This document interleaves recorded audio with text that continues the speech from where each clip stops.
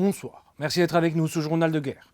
Au 7e mois et 214e jour de la guerre entre le Hamas et Israël, voici ce qu'il fallait retenir de la journée à 19h30.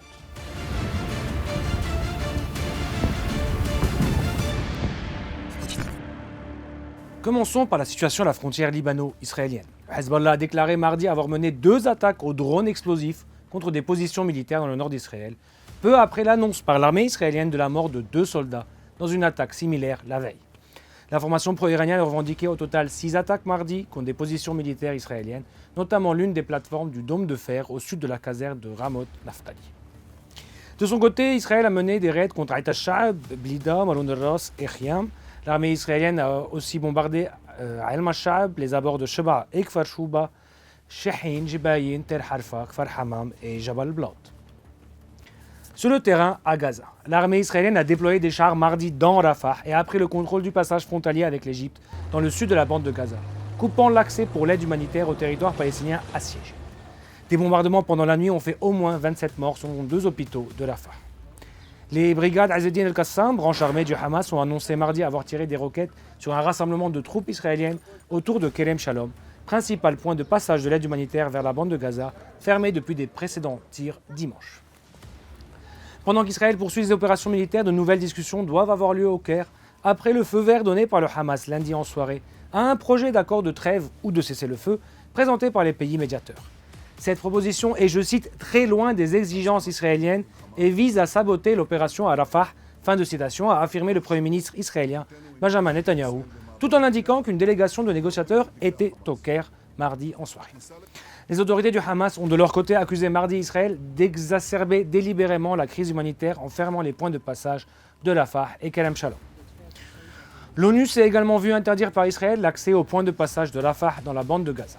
Jens Larke, le porte-parole du bureau de coordination des affaires humanitaires de l'ONU, OCHA, a souligné que l'aide ne pouvait plus entrer dans le territoire palestinien, y compris le diesel indispensable pour l'aide humanitaire. Et d'ajouter, je cite, « Actuellement, les 2 principales artères pour acheminer l'aide à Gaza sont bloquées. Ce matin est l'un des plus sombres de ce cauchemar qui dure depuis 7 mois. » Fin de citation. Pour le porte-parole de l'UNICEF, il est, je cite, « difficile de voir comment les agences d'aide peuvent éviter la famine dans la bande de Gaza si cette porte est fermée pendant une longue période. » Fin de citation. Les points de passage de Rafah et de Kerem Shalom, dont la fermeture par Israël coupe l'acheminement de l'aide vers Gaza, doivent être rouverts immédiatement, a exhorté mardi le secrétaire général de l'ONU, appelant le gouvernement israélien à arrêter l'escalade et d'insister, je cite, « un assaut généralisé de Rafah serait une catastrophe humaine ». Fin de citation. Le bilan humain depuis le début de la guerre à 19h30, heure de Beyrouth. Du côté de Gaza, le ministère de la Santé a recensé près de 34 789 tués parmi les Palestiniens depuis le 7 octobre. Du côté israélien, approximativement 1200 morts sont toujours officiellement recensés depuis le début du mois de novembre 2023, un chiffre qui n'a toujours pas évolué, selon les données officielles, malgré des annonces régulières de soldats tués dans les combats. L'armée israélienne a toutefois annoncé la mort de 267 soldats depuis le début de l'offensive terrestre à Gaza le 27 octobre dernier. Au niveau diplomatique, plusieurs pays ont condamné l'invasion de Rafah lancée dans la nuit de lundi. Une invasion de Rafah serait intolérable, a insisté lundi le secrétaire général de l'ONU Antonio Guterres, appelant Israël et le Hamas à un effort supplémentaire pour une trêve. Plusieurs pays de l'Union européenne ont exprimé mardi de vives inquiétudes. Le Premier ministre français Gabriel Attal a redit mardi la préoccupation de la France face à l'offensive d'Israël à Rafah. La ministre allemande des Affaires étrangères Annalena Baerbock a mis Israël en garde mardi contre une offensive majeure à Rafah.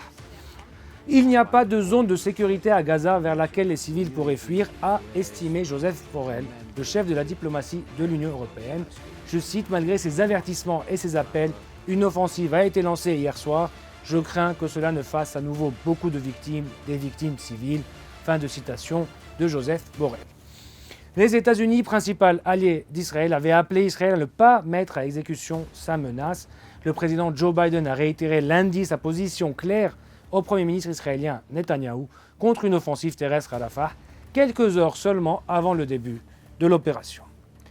Par ailleurs, en Israël, le Forum des familles, principale association de proches d'otages retenus dans la bande de Gaza, a appelé mardi les pays dont des ressortissants figurent parmi les otages à soutenir un accord de trêve avec le Hamas.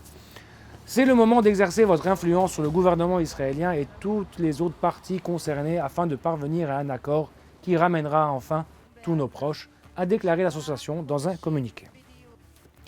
Merci de nous avoir suivis sur Ici Beyrouth. On se retrouve demain pour un autre résumé de la situation. Vous pouvez suivre toute l'actualité concernant cette guerre sur notre site www.icibeyrouth.com sous la rubrique Guerre Israël-Hamas ainsi que sur nos réseaux sociaux.